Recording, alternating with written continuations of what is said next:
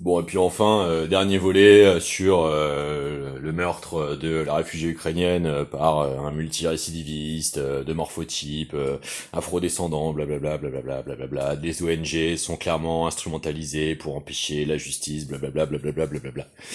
C'est la rhétorique de l'extrême droite. Je vais te dire, moi, ce qu'une véritable personne de gauche fait comme analyse de ce type de situation.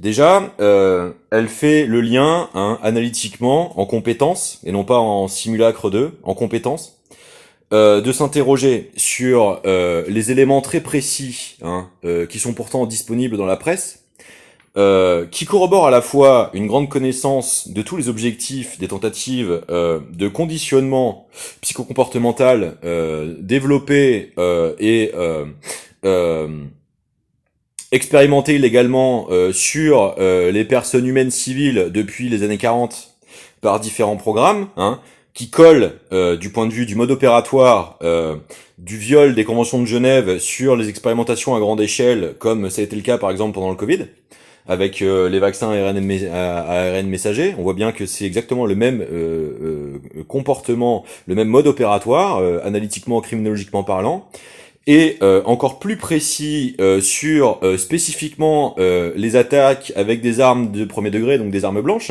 dont c'est le même motif psychocomportemental, le même mode opératoire, la signature criminologique comportementale, pour parler techniquement.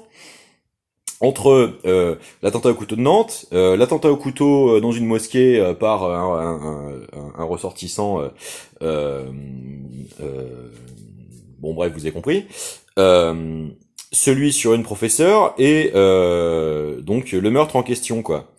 Dans le cas de l'attentat au couteau de Nantes, c'est lorsque la personne s'est retrouvée isolée dans le sas d'entrée après avoir été attirée par un technicien informatique et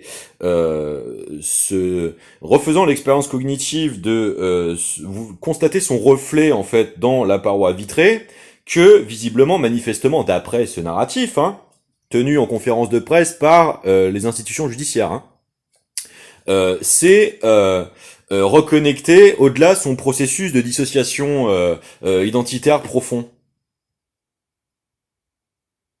La question, c'est pas que les ONG fassent leur travail de défense des libertés fondamentales des individus. La question, c'est pourquoi la droite, si elle est si sécuritaire, fait tout pour empêcher les programmes de recherche sur les manipulations psychocomportementales. Parce que je suis désolé, mais c'est encore une fois, c'est un problème de défense nationale. Le fait que des individus puissent devenir des failles, vecteurs de frappe à leur insu par des développements technologiques avancés, je suis désolé, c'est un problème de défense nationale. Donc, il y aurait tout intérêt à ce que ce soit un véritable sujet de santé publique, mais aussi de défense.